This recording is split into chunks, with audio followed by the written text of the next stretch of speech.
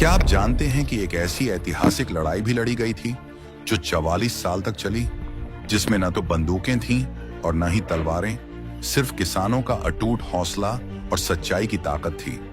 एक ऐसा आंदोलन जिसने भारत के स्वतंत्रता संग्राम की नींव रखी। आज हम आपको एक ऐसी कहानी सुनाने जा रहे हैं जो आपको सोचने पर मजबूर कर देगी कि एकजुट होकर अन्याय के खिलाफ लड़ने से कोई भी सत्ता उन्हें हरा नहीं सकती। ये कहानी है बिजोलिया किसान आंदोलन की। ये बात है सन 1897 की। राजस्थान के मेवाड़ रियासत में एक छोटा सा ठिकाना था जिसका नाम था बिजोलिया। यहाँ के मेहनती किसान, जो मुख्य रूप से ढाकड़ जाति के थे, दिन रात मेहनत करके फसल उगाते थे, लेकिन बदले में उन्हें क्या मिलता था? सिर्फ शोषण और अत्याचार।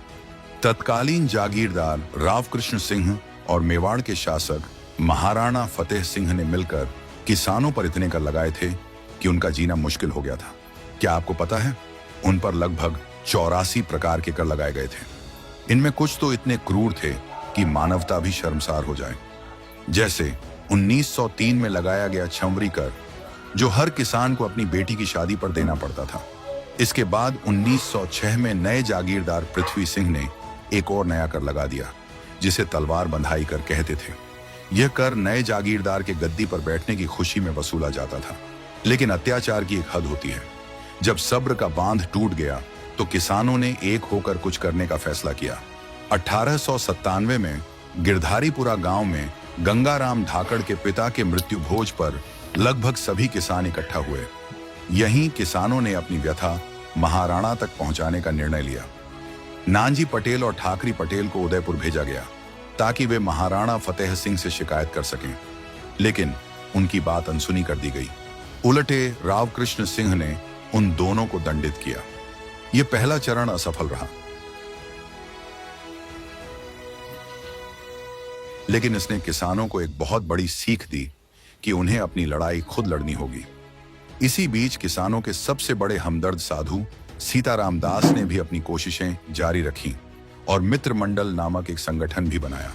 पहला प्रयास असफल होने के बाद आंदोलन थोड़ा धीमा पड़ गया, लेकिन हर कहानी को एक नायक की जरूरत होती है। इस कहानी में वह नायक बनकर आए विजय सिंह पथिक, जिनका असली नाम भूप सिंह था। 1916 में साधु सीताराम दास के अनुरोध पर पथिक जी ने आंदोलन की बागडोर संभाली। पथिक जी ने आंदोलन को एक नई दिशा दी।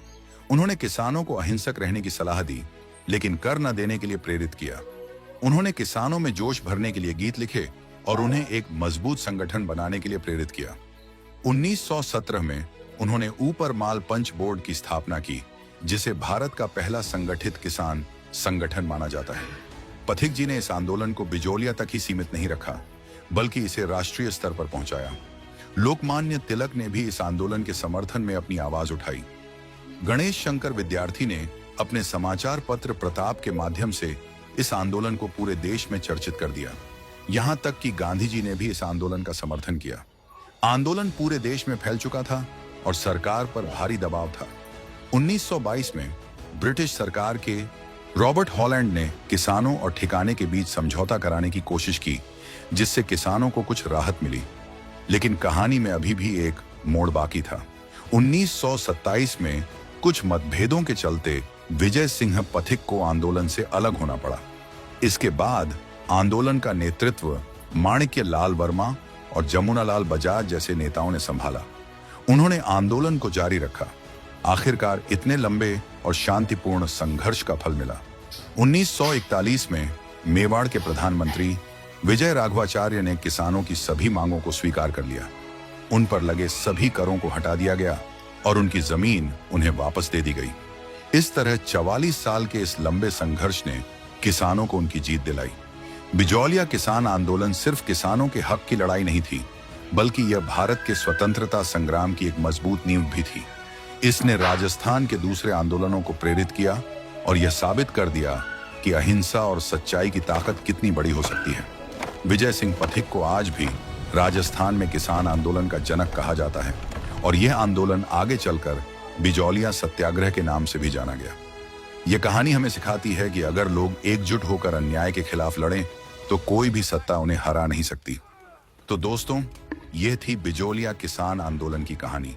उम्मीद है कि यह आपको पसंद आई होगी। मिलते हैं अगले एपिसोड में एक नई कहानी के साथ। तब तक के लिए नमस्कार।